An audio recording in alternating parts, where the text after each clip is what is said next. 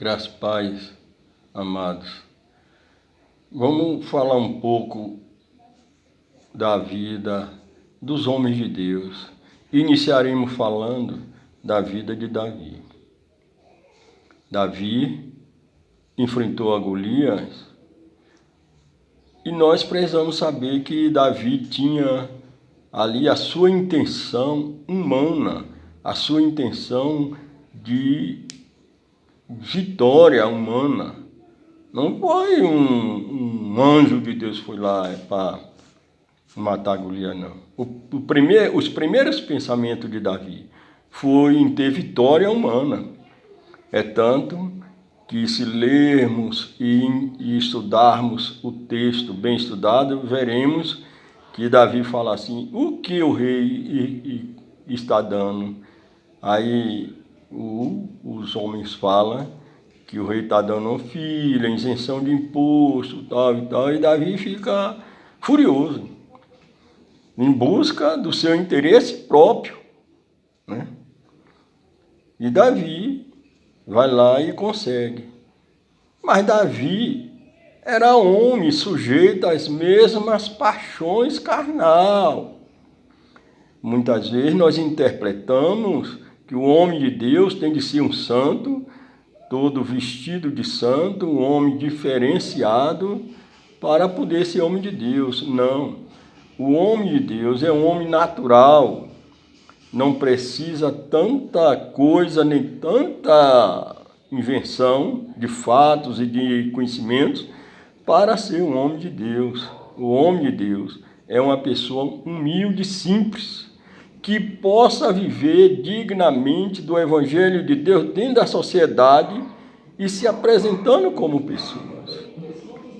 Aí sim, aí é homem de Deus. Só que Davi, naquela época, os homens tinham sua carnalidade muito forte. Você vê que Davi tem várias mulheres, né? Faz atrocidade para ter essas companheiras, como o caso de Nabal. Abigail, depois ele se torna marido de Abigail, Betseba, e várias proezas Davi faz. Então, se Deus fosse olhar o lado carnal de Davi, Davi não teria sido um homem de Deus. Salomão não tinha recebido a proposta de Deus, que Deus fala: por causa do meu servo Davi, eu manterei a aliança contigo, né? Então, isso é os homens de Deus da antiguidade. Se nós formos olhar a vida de Abraão, o que Abraão faz com as mulheres, Agar, e que faz com os filhos de Quetura, nós não diria que Abraão era um homem de Deus. Que ele despede Agar e Samuel e o filho dela, né, Ismael, de um modo até grosseiro para aquela época. E hoje, se fosse hoje, se diria que Abraão era homem de Deus.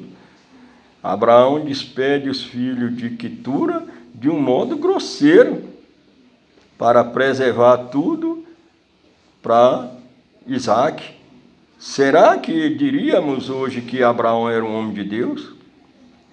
Então, isso aí, nós temos que ver que naquele tempo era assim. Viemos conhecer o que é estrutura de família, o que é ser homem de Deus, o que é viver de um modo digno de uma família e de um homem de Deus, depois de João Batista. Depois de João Batista, começa a se conhecer o pecado da poligamia. E isso é que começa aí a se entender o que é ser uma família estruturada. Porque até antes não tinha família estruturada. Depois de João Batista começa a pegar nesse questionamento aí de estruturação familiar. E aí sim, aí nós começamos a ver que quem tem mais de uma mulher não tem uma família, quem tem mais de um homem não tem uma família.